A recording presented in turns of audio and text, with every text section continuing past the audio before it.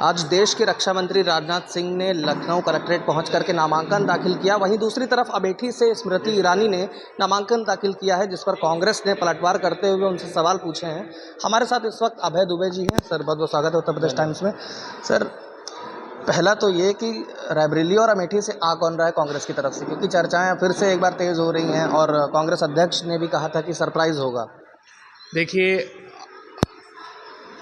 देश और प्रदेश की जनता, अमेठी रायबरेली की जनता की भावना के अनुरूप ही निर्णय लिया जाएगा। जन भावना का आदर हम लोग करते हैं, मगर ये निर्णय व्यक्तिगत नहीं होते, ये संस्थागत होते हैं। तो कांग्रेस पार्टी निर्णय लेगी और आपको समय सीमा के अंदर उम्मीदवार भी मिलेंगे और सुनिश्चित जीत के साथ उम्मीदवार मिलेंगे।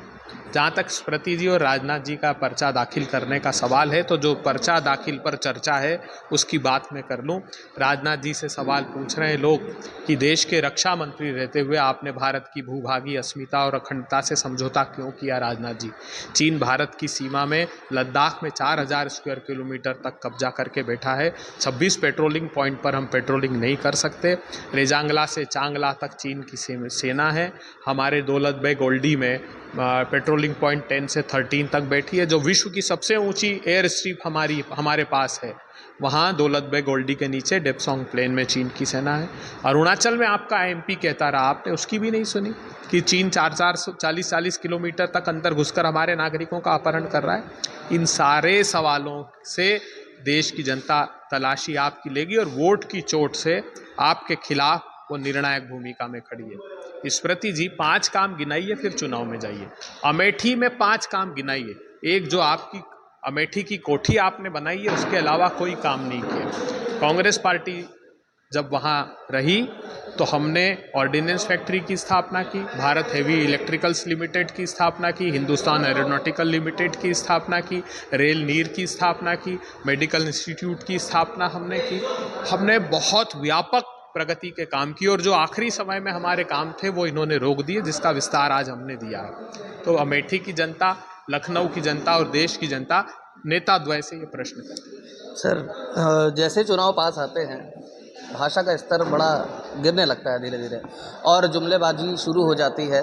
वहीं अब जो प्रधानमंत्री हैं वो राहुल गांधी को घेर रहे हैं उनके राजा वाले बयान पर, और आपके जो मैनिफेस्टो है उसमें भी आपको काफ़ी घेरा जा रहा है। आपका क्या कहना है? और दूसरी तरफ उनका कॉन्फिडेंस भी है कि इस बार 400 पार। ये 400 पार का जैसी नारा जनता सुनती है तो उनको डर लगता है ये पेट्रोल 400 पार न कर दें, ये डीजल 400 पार न कर दें, खाने का दाल तेल 400 पार न कर दें। इस बार 2004 दोहराया जाने वाला है।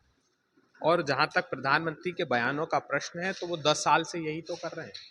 वो शमशान, कब्रिस्तान, दिवाली, रमजान, हिंदू मुसलमान, भारत पाकिस्तान, मछली मटन, इसके अलावा है क्या उनके शब्दकोशों में? उनके शब्दकोश में मंगलसूत्र तो है, महंगाई नहीं है। बेरोजगारी पर बात नहीं करते, जो परोस दी उन्होंने। 12 करोड़ युवाओं के रोजगार छीन लिए प्रधानमंत्री जी ने।